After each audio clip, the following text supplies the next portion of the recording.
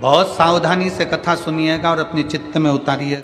शिव महापुराण की कथा जिसके घर में चल रही है, जिसके टीवियों पर चल रही है, जिसके फेसबुक यूट्यूब पर चल रही है, जिसके मोबाइलों में चल रही है, घर में भले 5 मिनट शिव महापुराण की कथा चले, पर प्रतिदिन अपने मोबाइल को चालू कर 5 मिनट शिव पुराण चालू कर छोड़ दिया, जिससे वो शिव महापुराण के शब्द हमारे घर के वातावरण को शुद्ध करें।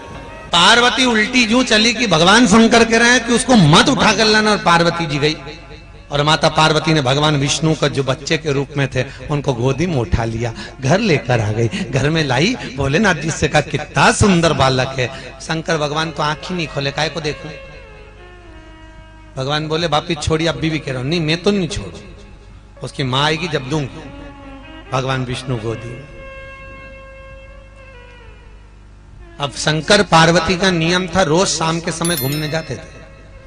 33 कौटी देवताओं में केवल एक देव अधिदेव महादेव कैसे हैं जो प्रतिदिन अपनी पत्नी के साथ घूमने के लिए जाते हैं, प्रतिदिन।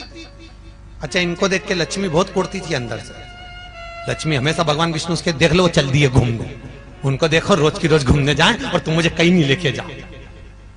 कभी कभी तुमसे भी बोलती होगी, देख ले। तो एक बार भगवान विष्णु ने लक्ष्मी जी से कहा चल तुझे मैं भी तेरे घुमाने ले चलूं, चल अब भी चल। लक्ष्मी जी तैयार होने गई, आते आते बैकुंठ की 24 खिड़कियां बंद करी, 8 दरवाजे बंद करे, शाम हो गई। आते सी बोली अब तो अंधेरा हो गया। भगवान बोले अब तू बता क्या करना, तो क्या कल चलेंगे। तो लक्ष्मी जी ने भगवान शंकर विष्णु से पूछा ये बताओ, शंकर भगवान पार्वती जी से यूं कहते कि चल, और पार्वती उठ के जल्दी थी, ना ताला लगाती, ना चाबी लगाती, ना कुछ देखती, ना भालती, ना खिड़की बंद करे, ना दरवाजा बंद करे, और उठ के चल दे।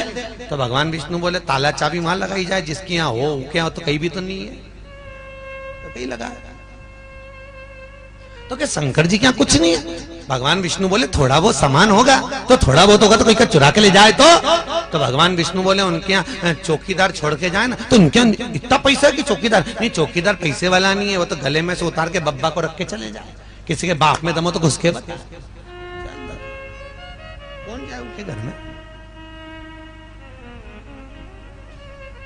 अब घुसे तो घुसे कौन,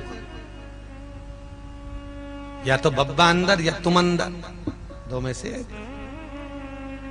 अब माता पार्वती को शंकर भगवान लेकर जाने लगे। पार्वती ने पूछा इसका क्या करें प्रभु। भगवान ने कहा छोड़ दे अंदर।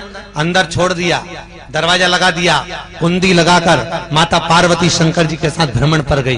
वापिस लौटकर माता पार्वती जब आई, दरवाजा खोलने लगी, दरवाजा नहीं खुले। खूब धकाया, दरवाजा नहीं खुले। खूब हवाई लगे, दरवाजा नहीं खुले। तब माता पार्वती को क्रोध आया।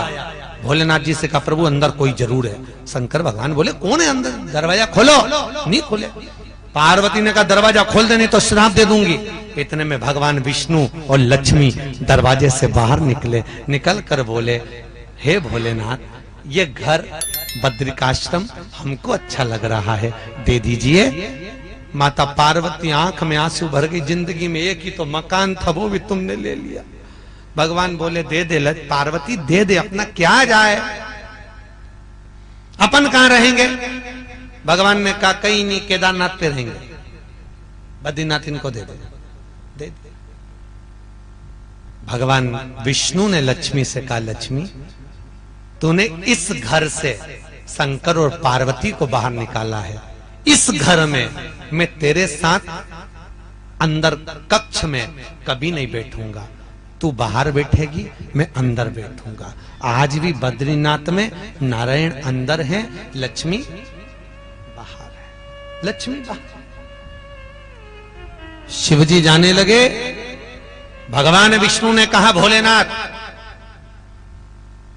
मेरे बद्रिकाश्रम के मंदिर में जो आएगा चने की दाल लेकर आएगा, जो चने की दाल लेकर आएगा और मेरे मंदिर में आकर ओम नमः शिवाय बोलकर अपनी मनोकामना कर कर मुझ नारायण को चढ़ाएगा, उसकी मनोकामना 3 महीने में मैं पूरी कर दूंगा। मात्र 3 महीने।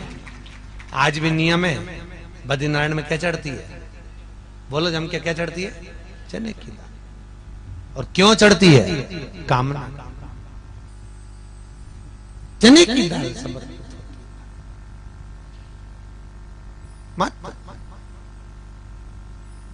महाराज शास्त्र कह रहा है शास्त्र वर्णन कर रहा है। बद्र का आश्रम मेरे भगवान शिव का है। गले में सर्प नारायण है तो शंकर के गले में पड़े हुए। ऐसी कोई जगह ही नहीं जहां शिव ना हो।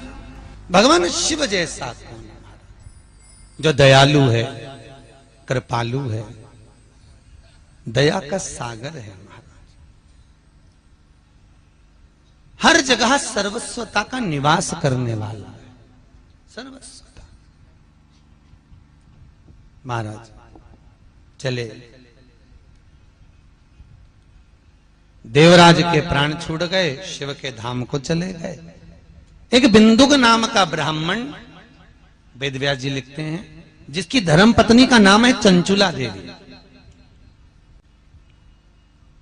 क्या नाम? चंचुला देवी। बिंदुक और चंचुला। बिंदुक भी ब्राह्मण कुल में जन्मा था, पर कभी जिंदगी में उसने ब्राह्मण कर्म नहीं किया था। मेरा एक निवेदन आप सभी से, जो जिस वर्ण में जन्मा हुआ है, कोई ब्राह्मण तत्व में है, कोई क्षत्रिय तत्व में है, कोई वैश्य तत्व में है, कोई शूद्र तत्व में है, भगवान ने आपको यदि जन्म दिया है तो शिव महापुराण की कथा कहती है अपने वर्ण के अनुसार एक बार जिंदगी में एक कर्म जरूर करो। भगवत बहुत सुंदर चरित्र है महाराज। सीता जी विवाह कर अयोध्या में आई। 9 रात्रि तक माता सीता ने अयोध्या का पानी नहीं पिया। 9 रात्रि तक माता सीता ने अयोध्या का भोजन नहीं करा। 9 रात्रि। और जब माता सीता ने अयोध्या का भोजन नहीं करा, पानी नहीं पिया, तब माता कौशल्या ने पूछा, बहुरानी तो अयोध्या का पानी क्यों नहीं पीती, तो भोजन क्यों नहीं करती? सीता जी कहती है, मां मेरा मन नहीं करता। सुमित्रा जी ने आकर पूछा, ए बहू तो अयोध्या का पानी क्यों नहीं पीती, भोजन क्यों नहीं करती? नहीं मां, बस वैसे। एक दिन केकई आ गई। केकई ने आकर पूछा, ए बहू तो अयोध्या का पानी क्यों नहीं पीती, भोजन क्यों नहीं करती? तब माता सीता ने कहा, मां मेरे पिता जनक जी कहते थे, जिस घर में भांजे की हत्या हुई हो उस घर का ना तो पानी पिया जाता है ना भोजन किया जाता है। बहू वाणी को विराम दे। कैसे शब्द बोल रही है तू? सीता जी बोलती हैं, मैं बिल्कुल सत्य कर रही हूं। वाणी को विराम दे बहू, ये संबोधन ठीक नहीं है। आज तक हमारी अयोध्या में किसी ने किसी को नहीं मारा, और तू करे कि जिस घर में भांजे की हत्या हुई है उस घर का पानी नहीं पिया जाता। अग्नि की बात पूरी अयोध्या में फैल गई। दशरथ जी के कानों में शब्द गया कि मेरी बहू ने भांजे की हत्या का दोष लगाया है। पूछा, दशरथ जी के कानों में शब्द गया। दशरथ जी को वो चरित्र याद आ गया कि मेरी बहू सीता झूठ नहीं बोल रही है। दशरथ जी को वो चरित्र याद आ गया कि जा पहुंचा सरयू तीर भरन को नीर विपत्ति का मारा जल भरने गया बेचारा। श्रवण पानी को आया था वो जल में तुम भी डुबोया था। अरे धोखे से मारा बाण कलेजा फाड़ा जल भरने गया बेचारा। तब श्रवण कुमार ने कहा था, दशरथ जी जब बोले थे, मैंने तो हिरना जाना था नहीं श्रवण को पहचाना था। अरे धोखे से मारा बाण कलेजा फाड़ा जल भरने गया बेचारा। तब श्रवण कुमार ने कहा था, मामा जी भेद बता देना, पितु मात को नीर पिला देना। मेरे पांव पड़ी जंजीर हुआ अंधियारा जल भरने गया बेचारा। जैसे श्रवण कुमार ने कहा मामा जी भेद बता देना, तो दशरथ जी ने पूछा, क्यों रे मैं तेरा मामा कैसे? श्रवण कुमार कहते, मामा जी मेरी माँ से रोज पूछता था, माँ मेरा मामा कैसे लगते हैं? तो मेरी माँ ने कहा था, तेरे मामा के मस्तक पर सूर्य वंश का तिलक है। आज आपके माथे पर तिलक देखा, इसलिए आपको मामा कह दिया। इसलिए मामा कहा है आपको, मामा कहा। ये कंपनी का ट्रेडमार्क है तिलक, कि तुम कौन सी ब्रांड के हो। इससे ब्रांड का ठिकाना पड़ता है। त्रिपुण लगा है तो शंकर वाला, यू मार्क का लगा है तो नारायण वाला, बिंदी लगी है तो देवी जी वाला, काला बिंदी लगी है तो निम्बार्क वाला। पहचान में आता है कि कौन सी कंपनी का है। और होना चाहिए मस्तक पर तिलक, बहुत काम आता है साहब। आजकल मृत्यु का कोई ठिकाना नहीं, कब प्राण छूट जाए। मौत का क्या भरोसा, अटैक आ जाए, शुगर बढ़ जाए, एक्सीडेंट हो जाए, मालूम पड़े कहीं गिर गए पड़ गए चले जाए। मृत्यु का किसका ठिकाना। तो मरते समय राम नहीं निकला, कृष्ण नहीं निकला, मत निकलने दो। अगर मस्तक पर तिलक होगा तो यम के दूत बंदी बनाने आएंगे और माथे पर तिलक लगा हुआ देखेंगे तो पहचान जाएंगे, ये अपनी कंपनी का माल नहीं, ये तो भगवान की कंपनी का माल है, तो भगवान के धाम ही जाएगा, ये अपनी कंपनी का नहीं। और जिसके माथे पर तिलक नहीं होता तो उसको नरक में ले जाके पटक दिया जाता है। होता है जो माल कंपनी नहीं लेती वो कबाड़े वाले लेते। अरे बोलो सही है कि गलत है? जो कंपनी लेगी वो कबाड़े वाले लेंगे, हर माल 2 रुपया ले जाके पटक देंगे। कंपनी का माल। श्रवण कुमार करे, मैंने आपको मामा इसलिए कहा क्योंकि आपके मस्तक पर तिलक है। मेरे माता पिता को नीर पिलाना दशरथ जी लेकर गए। जो दशरथ जी ने देखा श्रवण के माँ बाप को, आंख में आंसू भर गए। ये श्रवण के माता पिता नहीं थे, दशरथ जी की एक ही बहन थी जिसका नाम सुहांगी था। क्या नाम था? सुहांगी, जो शांतिन मुनि के साथ बिहाई थी। और यहां श्रवण कुमार के जो माता पिता थे वो सुहांगी और शांतिन मुनि थे। दशरथ जी की आंख में आंसू भर गया, मेरे हाथ से मेरा भांजा मर गया। और मेरी बहू झूठ नहीं बोल रही, भांजे की हत्या दोष लग गया है। तो दशरथ जी ने पूछा सीता जी से, हम क्या करें कि भांजे की हत्या का दोष मिट जाए और पानी पी ले, तू भोजन कर ले। गुरुजी से पूछा, गुरुजी ने कहा एक काम करो, भांजे की हत्या के दोष को मिटाना है तो 1000 ब्राह्मण को एक जगह पर बिठाकर भोजन करा, दक्षिणा देकर विदा कर दो, भांजे की हत्या का दोष मिट जाएगा। करा दें? सीता जी ने कहा मेरे पिताजी ने ये नहीं बताया।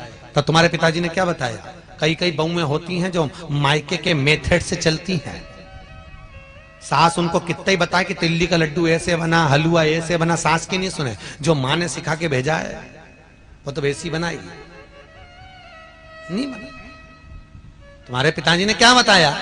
सीता जी बोली मेरे पिताजी ने बताया है 1000 ब्राह्मण को जिमाने की जरूरत नहीं है, केवल एक ब्राह्मण जिसने ना कभी किसी के घर खाया हो ना पानी पिया हो, उसको बुलाकर भोजन करा के दक्षिणा देके विदा कर दो, भांजे की हत्या का दोष मिट जाएगा। पूरी अयोध्या में देखा तो ऐसा बामण नहीं मिला, पूरे नगर में ढूंढा कहीं नहीं मिला। तुम्हारे पानतलई में हो तो बताओ,